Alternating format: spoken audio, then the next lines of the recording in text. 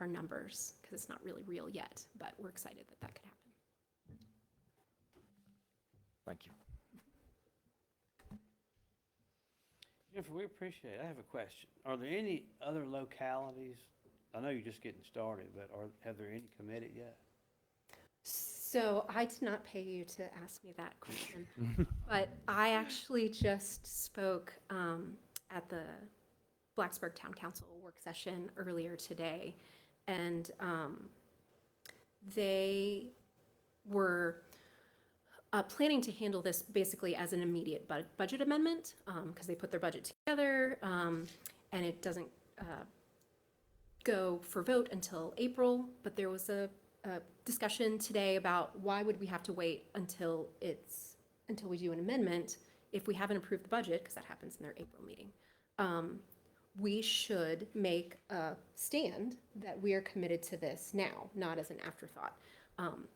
And I think logistically speaking, it doesn't matter. I think that they're committed regardless, but this particular council member was really adamant about taking the vote on the original budget and not waiting to pass and then amend. And so while I have gotten a lot of good feedback, I don't have executed budgets yet from everybody because we're all in the middle of that season. But I would say town council in Blacksburg today probably got the closest to saying it's a done deal in this budget cycle. And if we were to go back and look at the chart, they are one of the largest players from a per capita perspective. So that felt encouraging. I am hopeful I will have several others, if not most of the others, but I can't officially speak for them yet. One more tough question. Sure. What about your private funders? Have any of those stepped up? So same scenario in that I can't make any fun announcements today, but there are some really great conversations happening behind the scenes with really with everybody who's been very receptive, but I'm probably maybe furthest along in talking some numbers and such with Carilion and with Virginia Tech. Blacksburg tried to get that out of me as well. They're very interested in Tech's participation. So no funding announcement, but I'm in a really good place, I think, with having had representatives from all of those entities on this team. So they kind of have understood the process from the beginning, and we're not springing this on them with just a funding request. So I'm feeling hopeful. Timing is yet to be determined. We figured for some fiscal year 25 may feel premature, but we have to start somewhere, and then we'll see how. Well, I know for me, I can't speak for Kansas, but I know for me, housing is an issue in Pulaski. And I've personally been looking, and I hear from my realtor once a week. So it's tough. And we've actually got an ad, Kansas got an ad in their packet tonight for the 155 acres that Darlene and Kansas purchased a while back. And it's the way I designed the ad was to primarily focus not 100%, but a heavy majority on residential development. So I know Darlene was very much involved in your program and the birth of what you've got going on. So I like it. I think it's great. And you know, she didn't give us a pass on anything. She We already knew might that. be a secret. But, you know, she was at the table and asked the hard questions, Sure. right? Because this is new, and when we get local dollars involved, we should ask the hard questions. So yeah, I appreciated her participation. And do we have any sense of what the timeline is for Claremont? Always a good question. Because that wasn't, I mean, I thought that was kind of supposedly, my understanding, at least I shouldn't say that. My understanding was that was sort of the last dollars that they needed to kind of get everything under contract, but was that a correct assumption or incorrect? Yeah, dollars wise, I believe you're right. We are in like kind of draft form of an agreement with them, but they are under contract with I think most of their other, I know our local home funds, they're under contract. They're juggling several things, so it's mostly timing. They, I believe, are looking to an April or spring kind of groundbreaking. Oh, great. Is Okay, good. is last that I heard. And I know this because I'm getting nudged, like, you've got until April to get their agreement together. Yeah, gotcha. But yeah, I think that you finally have everything in place. Great. Thank you so much. Any other questions? Thank you. All right, thank you, Jennifer. Okay, our next presentation is People Incorporated. And Brian, it looks like it's just you tonight. Yeah, thank you to the council for having us back to Pulaski, and you're gonna get a double dose of affordable housing talk tonight. I could talk a lot about a lot of the things that Jennifer just talked about. We've used a lot of those PDC funds on different projects over the last couple of years. They've been a really powerful tool in the state for generating a lot of new affordable housing products, and we'd be glad to take some of that. But the project we have in front of you tonight, I just wanted to come and show you this and kind of update you all on the status of Pulaski Village. I was here when we did these apartments on the first renovation, funded in 2007. They were completed in 2009. Was one of my first projects in affordable housing development, was here in Pulaski. So they were built in back in the early 90s. There's 44 units there. They serve senior and disabled residents. They all have project-based vouchers. Over the life cycle of these projects since the early 90s, they've maintained great occupancy rates because those vouchers and the properties have been very successfully managed for a very long time. So what we're looking at People Incorporated is a second round of redevelopment on these properties.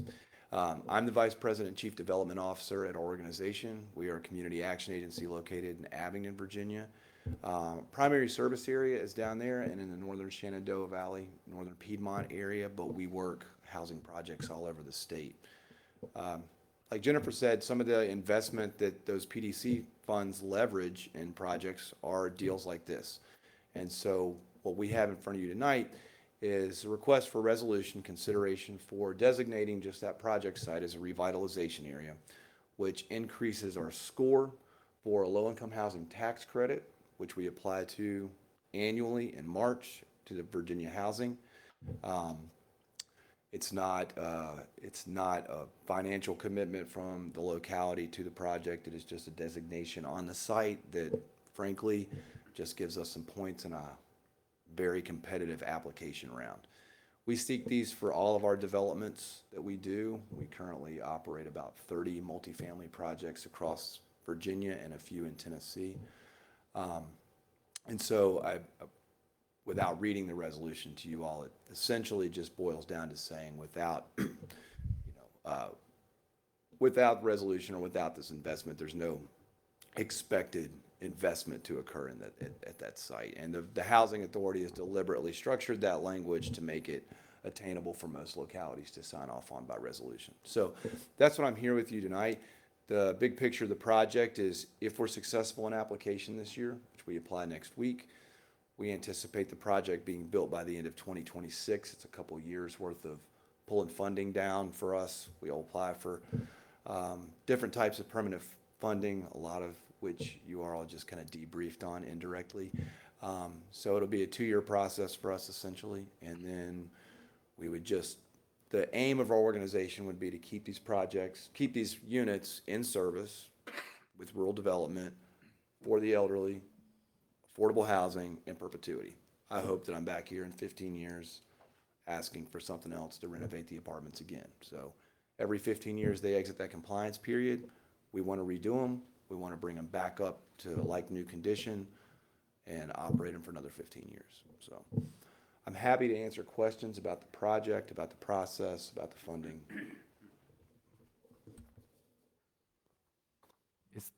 So just quick, the rehabilitation is just new, anything that new roofs, new doors, new windows, any of that kind of stuff that needs to be. Correct. And so we'll do a lot of, the data sheet will show you, we do a lot of, and most affordable housing projects now across the state are very much like this. We'll do upgrades, very significant upgrades to energy efficiency and accessibility in particular. This being an elderly development, we'll do as much feasible increase in accessibility as we can, all the way up to and including making every unit universally designed if we can, which allows for better aging in place. We will have 5 fully accessible units as part of the project scope. We will be replacing roofs. I assume we'll be replacing windows, but that's going to be up to the energy modeling. But yeah, it'll be a significant rehab, new HVAC equipment.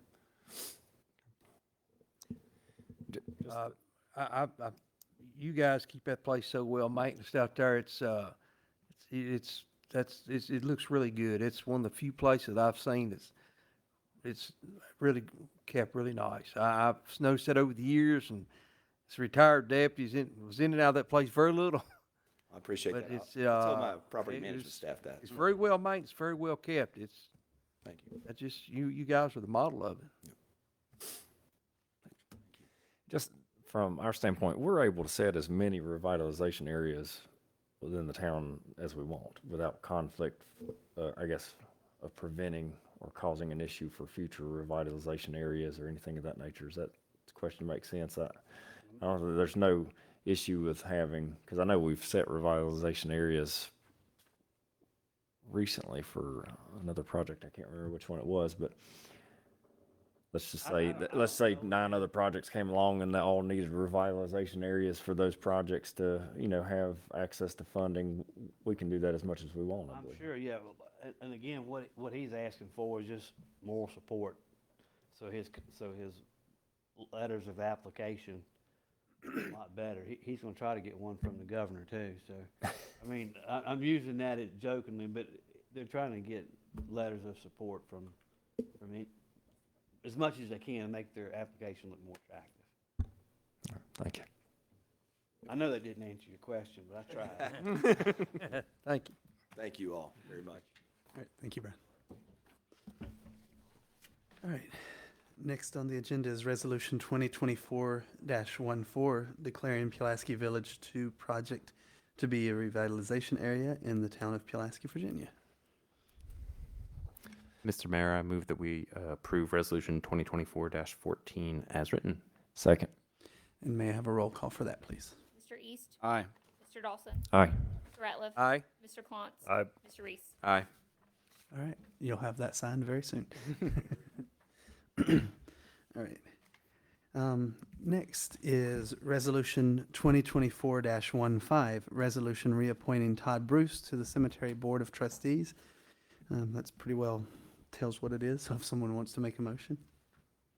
Mr. Mayor, I move that we adopt Resolution 2024-15, resolution reappointing Todd Bruce to the Cemetery Board of Trustees. Second.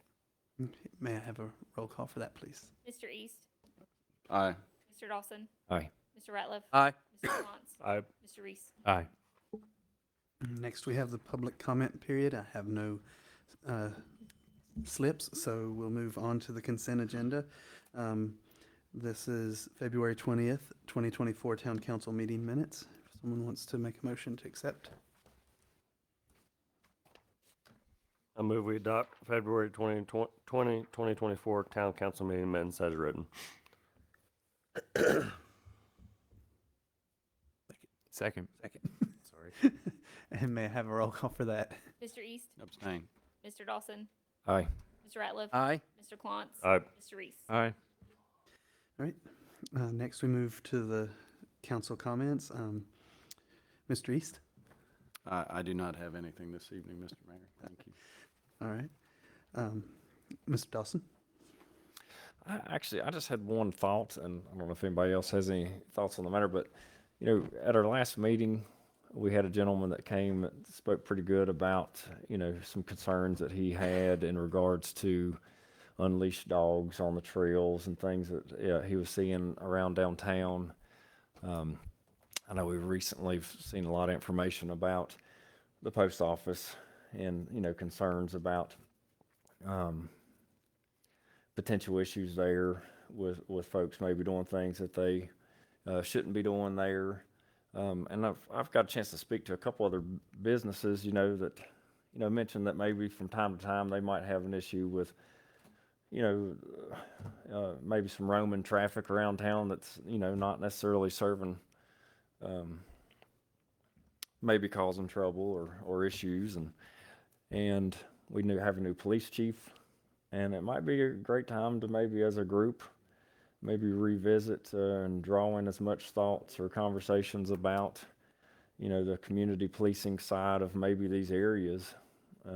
Not saying I have the answer. I don't know that any one person does, but I think we definitely maybe can look at, what does the community want to see, from a policing standpoint in these particular areas that we're talking about.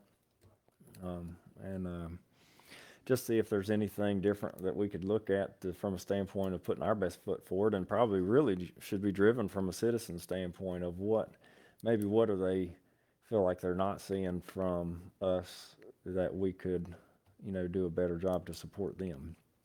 And I don't know if that's really maybe getting out there, and I think we've done it in the past, that there's been some business surveys that have gone out when this conversations came up, to ask the town businesses what they feel like that we could do that would better serve them. And I'm not saying again that that's the answer, but that I think maybe we should start driving a conversation there to see that we're putting our best foot forward.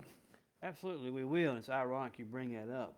We have a meeting typically every Wednesday after a council meeting, and one of the questions I challenged staff with was to find areas that we could potentially address the issues that you're referring to. So, actually, Olivia came up with a really good one, and we'll continue to work on that, and we will do that outreach, whether it's via Nixle, which is another program that we'll be introducing soon, or Facebook, but we will absolutely address it. I understand staffing is hard on everybody, including the policing world, and so I'm not trying to say anything negative, but, maybe there's opportunities where we could shift, and where possible, that may benefit. And I think Mr. Dawson brings up a good point, and I've had some firsthand experience in recent weeks. And I think one thing we had done in the past, and as Mr. Dawson said, there's no smoking gun. I mean, there's no one silver bullet or what have you, but it's a series of things. And I know at one point when Chief Neese came on board, we moved toward a much more community-oriented policing method. I believe we still continue that, but it was very effective, and it was very noticeable in our downtown area. So, our goal should always be to make the citizens feel safe, period.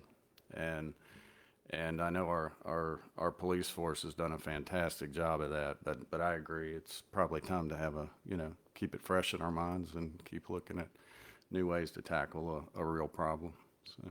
I know at one point I got some feedback from a citizen about issues like this, and I reached out to Chief Neese when she was still here, and we talked with Sonia.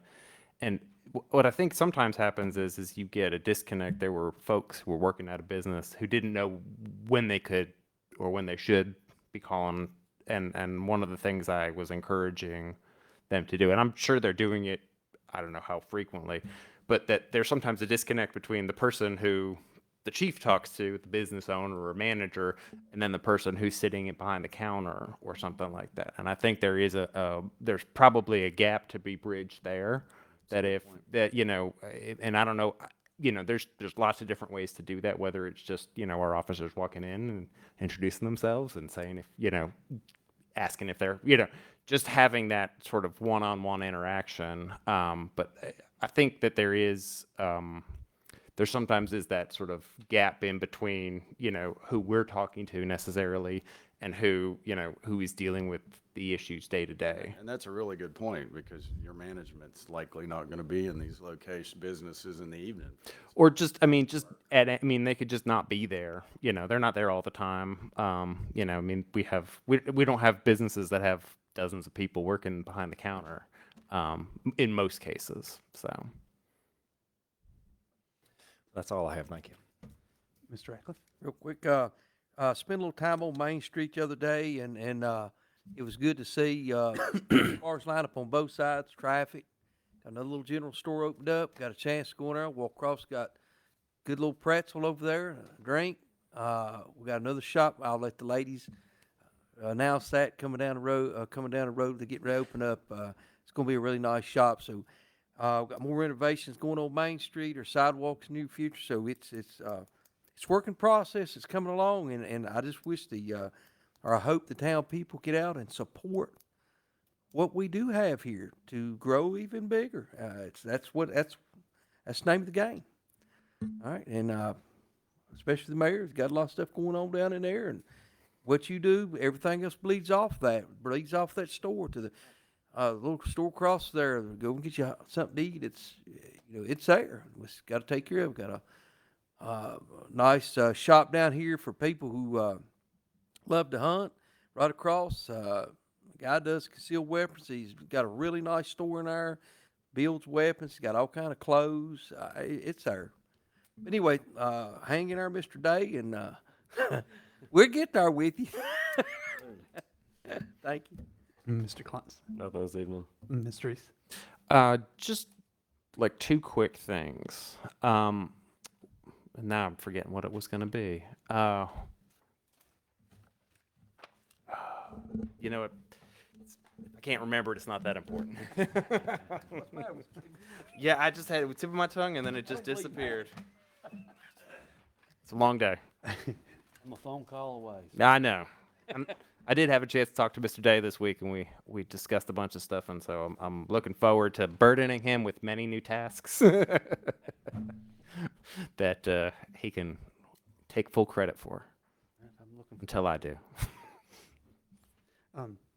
As Mr. Ratcliffe has said, there are lots of things happening in Pulaski, and not many days go by that I don't see someone and they say something about, well, Pulaski's really happening now, and I'm like, yeah, we are. We've been trying, and I can speak from a business sense too that we have been extremely busy.